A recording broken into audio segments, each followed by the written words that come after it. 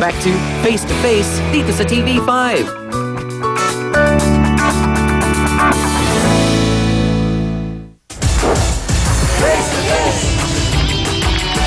Abay, alam naman daw pala ni Rachel na may ibang karelasyon si Mang Jun nung nakilala mo siya. Sinabi niya yun sa'yo nung una pa lang? Sinabi niya sa akin na may asawa siya. Pero kasal lang po sila sa banig. Saan? Sa Saan? banig lang. Hindi sa papag, hindi sa kutsyon, Sabi niya po, kasal lang sila sa banig. sa banig. Pero Bakit banig lang. ganun ang tawag? Kasal sa banig. Kasi hindi Bago naman, yun wala ngayon ko naman lang- sila- Sabi naman sa inyo, dito lang ako talaga natututo ng mga bagay. Wala naman silang papel na pinangahawakan. Ah. Kaya sa banig lang sila kasal. So parang, technically speaking, binata itong Oo, si binata June. siya. Meron siyang anak. Pananagutan niya sa anak niya. Pero hindi sa May asawa. anak din. Kahit Parang- may asawa. Manahimik ka dyan. Okay, Kapal ka kabago-bago nyo pa lang ni Mang June, pero madami ka nang alam Oo, sa kasi kanya. wala kaming sikretuhang dalawa. Lahat ng Oo. pinag-uusapan namin Okay. mabuti. Kilala ko na siya. Paano mo nga kilala? Saan ang kiliti daw ni Mang June? Tanong ni Hans. Sa batok. Sa bato. So ang tanong ko, kung sinasabi mong kilala mo si Mang June, abay ako'y napag-alaman ko lang ito nung kami nag-imbestiga, marami pala siyang panganay. Alam mo yon? Alam ko, sinabi niya sa akin lahat yun, ma'am. Kasi wala nga kaming sekretuhan. Aha. Siyempre, iiwan niya talaga yung asawa niya para sa akin. Dahil yung Okay. asawa niya mataba. Nagsasawa So na daw kahit siya sa nalaman mo na marami siyang anak, okay lang sa'yo? Okay lang yun. Wala naman akong pinipili basta mahal ko isang tao. Binibigyan ko pa nga siya ng pere. Pag Ganun mo halimbawa- siya kamahal? Ganun ko siya kasi kamahal. Rachel, gaano katotoo na sinabi mo daw sa aming research team na mas okay na yung ganito, na yung karelasyon mo ay may karelasyon din? Paano? Bakit? Kasi mas gusto ko yung mas may edad.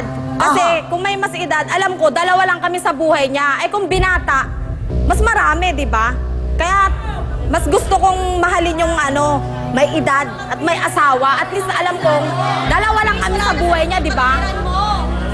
Kaya lang, ang taong tinibukan mo ng puso ay meron ding nagpapatibok ng puso niya. Ingit lang kayo. Yun ang problema.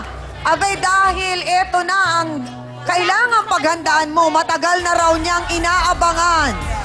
Si Rachel nga, para makaharap, pero iniiwasan daw siya nito. Pero ngayon, narinig na niya ang mga pag-amin, kaya naman oras na para siya na mismo ang makipag-usap ng harap-harapan. Dito nga sa sinasabing bagong karelasyon ni Mang June, narito si Christine K. Robles. Pasok!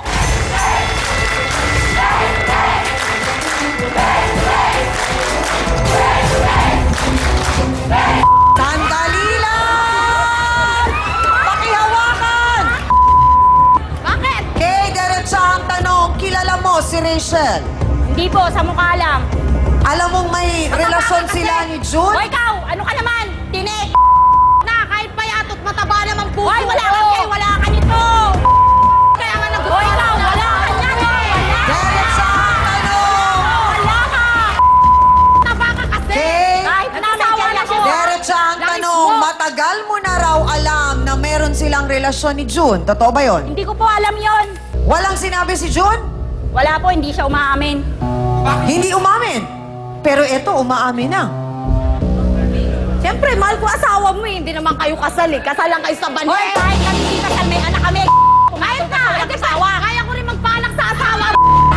Sandali lang! Okay, gaano na kayo katagal? Gaano na kayo katagal ni Mang June? Laki nga eh. Na po. 5 taon. Okay. Sa 5 taon na yon, nahuli mo ba siya na may ibang babae? Hindi po. Eto lang, Ayan ang lang. nalaman mo. So, nung kinausap mo si June, Ako lang hindi kasi nakita umamin. niyang maganda eh. Ang ganda mo na eh. Nasa yung ganda mo. Wala kang ganda. So, gaano kayo kadalas magkita ni Mang June? Ano naman, mga once a week lang. Pag, Hindi ka ba parang nagtataka noon? Parang kung priority ka niya, bakit once a week lang? Okay lang naman Kung sa akin. iiwan niya si Rachel Kasi, para sa'yo, bakit once a ang week lang sabi kayo ko sa magkita? kanya, anuhin mo muna yung asawa mo, dahan-dahanin mo. Para kung ano, at least, hindi lang tayo once a week magkasama, mas mahabang buhay pa. Ganon, hindi ka naiiyak. Oo, talaga, talaga. Sandali lang. Basta mga kabet, mga kapal ang kasi, mukha. nagsasawa na siya sa katabaan mo, kaya pumalit ako sa buhay Tingnan mo niya. na itsura mo, no? Wala ka ng puwet. Ay, ang gusto naming malaman, Tama pa. kasing gwapo ba ni Papa Derek Ramsey, si Mang Sobrang June? gwapo. Sobrang gwapo? Oo naman. Mas gwapo pa kay Derek? Oo, mas gwapo pa. Alaga lang, ingit lang kayo.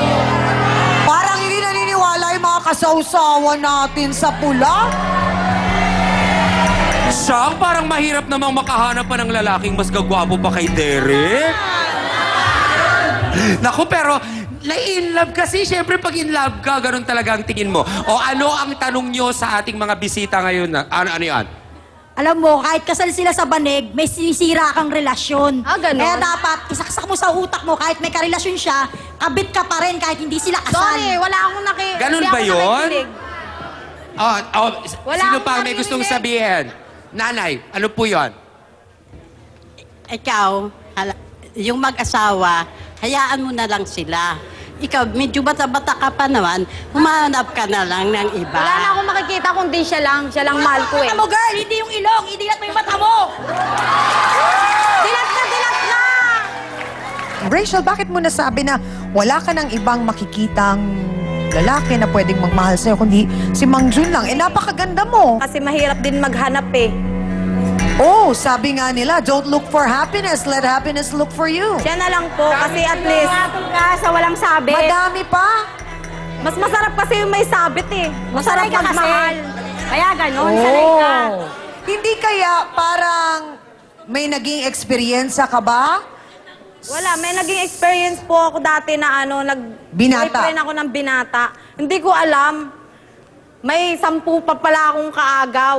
So dahil doon, nasaktan ka. Oo, nasaktan na talaga ako, Mama. Tapos ayaw mo na ng binata. Ayoko na talaga. Kaya nga, mula nung nakilala ko si June, parang feeling ko talaga, gusto ko sa kanya na talaga ako.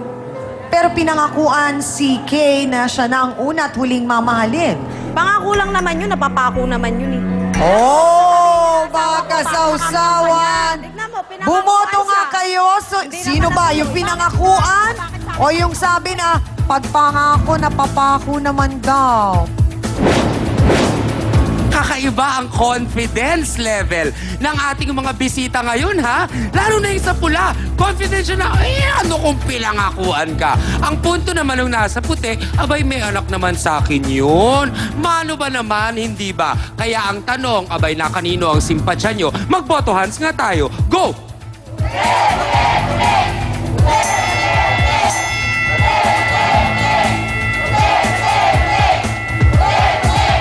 Nako, ang mga sausaweran siyang, parang ang simpatsya talaga, ha? Nakikita ko ay para dun sa babae na kung saan ang pinag-aagawang lalaki ay mayroon ng pananagutan. Siyempre nga naman, isa na namang bata ito na baka na naman lumaki na naman na napapapayaan ng ama. Kaya siguro, yan, puti ang nakikita natin. Yan ang ating boto hands. Sino kaya itong sinasabing lalaking nangako na ikaw na ang una at uli sa buhay ko at nangako din na iiwan ko ang kinakasama ko para sa'yo? Abay sabi, mas gwapo pa daw to kaysa kay Papa Derek Ramsey. Aber. Tignan nga natin, narito na ang lalaking marami daw anak din, pero kayang magbigay ni Rachel ng anak sa kanya. Narito, si Mang June Galfo. Pasok!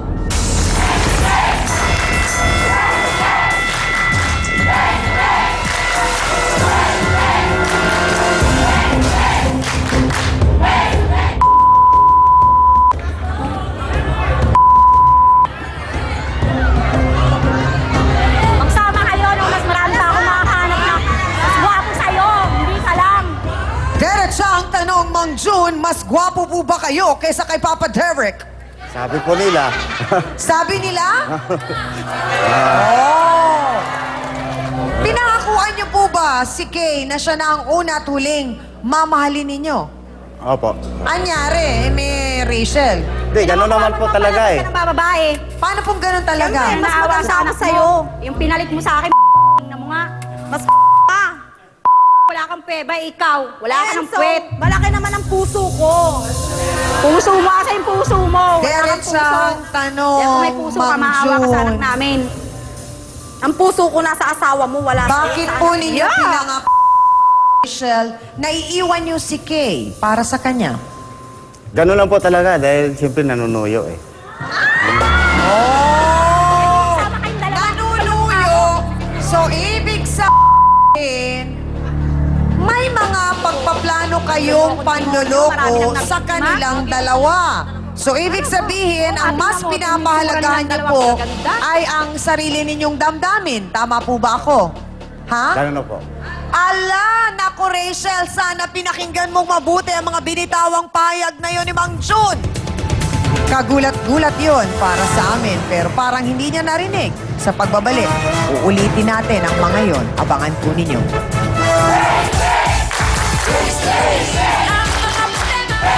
Dahil sa sinabi ng tatay na bitbitin mong ating apelido, kada lugar, Luzon, Visayas, Mindanao, may maiwan na remembrance? Dito, makakarating kahit saan. Gusto niyo po bang makarating kahit saan? Sama na lang po kayo sa amin para makarating kayo kahit saan. Kahit saan barangay po, pumupunta kami para po malaman nila yung apelido ninyo. Facebook Sausawa na mga kapatid. Princess RB Juno Panugaling.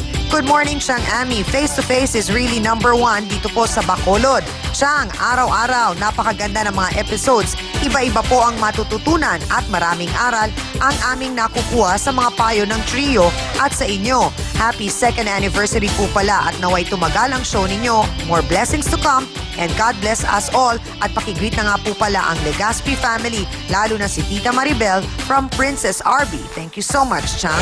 Pagtalikuran